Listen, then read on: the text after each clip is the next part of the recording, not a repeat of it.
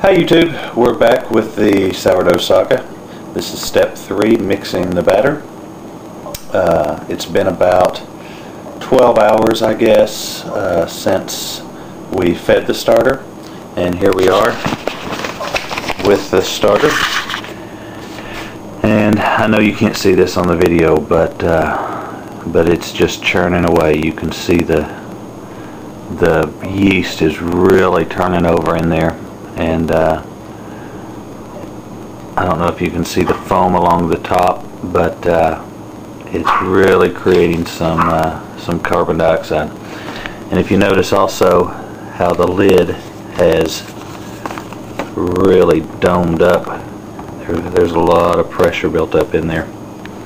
But here's what we're going to be using to make the batter. We've got bread flour, vegetable oil, sugar, we'll have lukewarm water, and regular table salt. And I'll give you the ingredients, but we'll mix it all up and then we'll leave that to rise.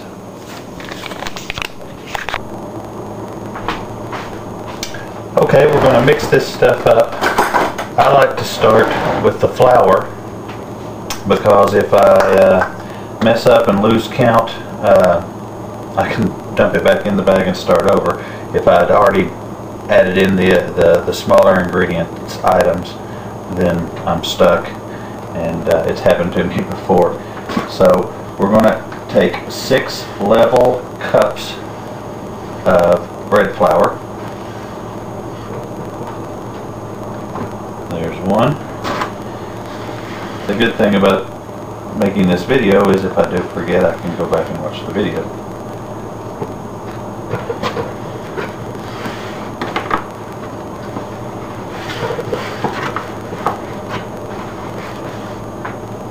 There's 3.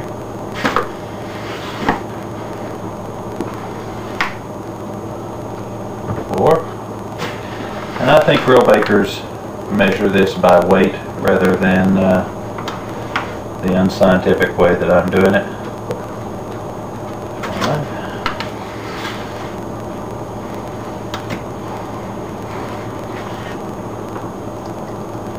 Okay, there's 6 cups.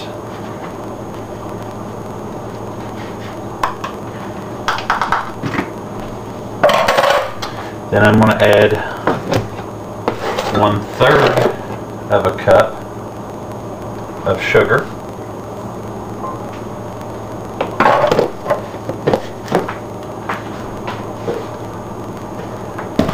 1 teaspoon of salt. Probably not a good idea to measure this over the bowl, but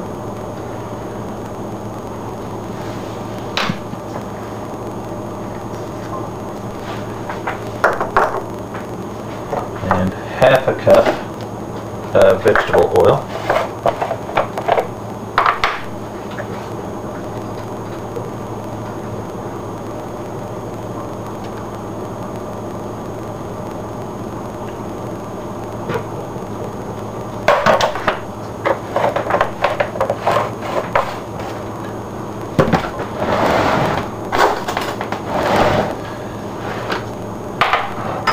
I'm going to open the starter here, and you'll notice it's under pressure, so it may be difficult to open.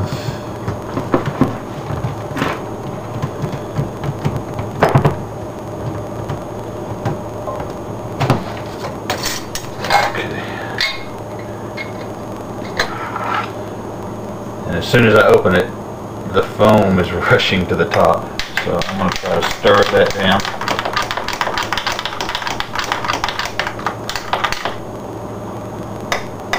But the best thing to do is just beat it to the punch and measure it out. 1 1/4 cup of starter.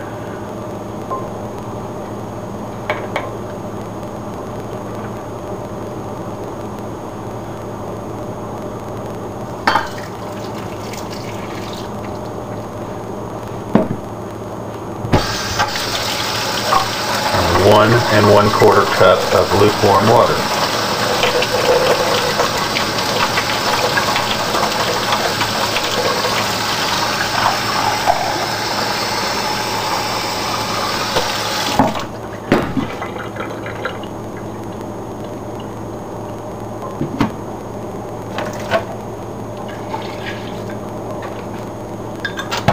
Now after the starter has been measured out, I will put it back in the refrigerator and it'll stay there until next week.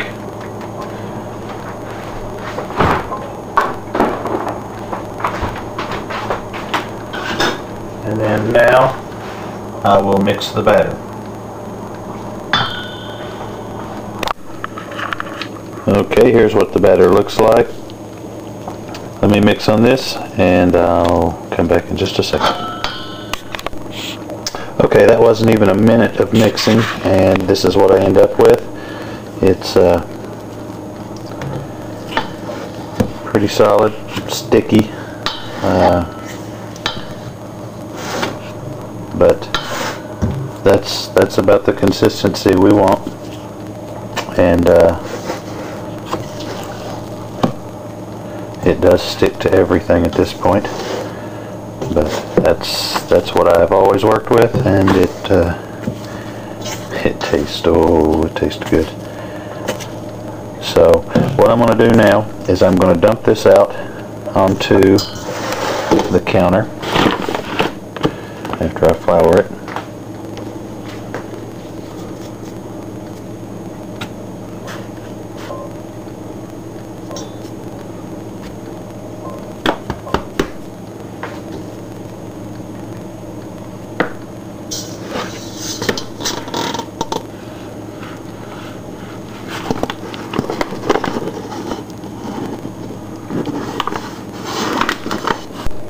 Okay, I got it out onto the counter, and really the only reason I wanted to do that was I wanted to oil the bottom of this this bowl with, I don't know, a tablespoon, maybe a little more.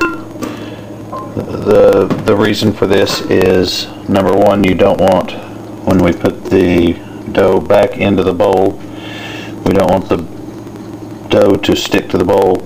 Also, we're going to put the dough back in here and then flip it so that the top side of the dough will have oil on it as well. That way, as the dough rises, it won't split or collapse on itself from splitting. So I'm going to put the dough back into the bowl and be right back. Okay, we're back into the bowl.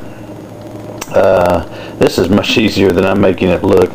I'm spending more time trying to keep my wife's camera clean than I am actually concentrating on the bread. But what we're going to do now is flip the bread and turn oil side up.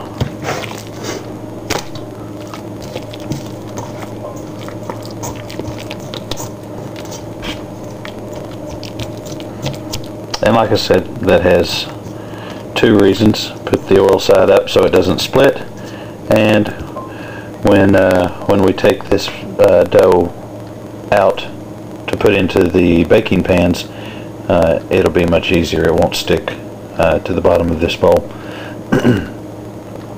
But what we're going to do now is cover this up with saran wrap and then a towel, and I'll put it on top of the refrigerator where it's nice and warm. And it will rise for another, like before, 8 to 10 to 12 hours. But the dough will be around this area as opposed to in the bottom. I don't know if you can get the depth perception, but it will be much closer to the edge here at that time. Here's the bowl after the saran wrap. I'm going to throw a bar mop on top of that, and from there that goes on top of the refrigerator. Okay, thanks.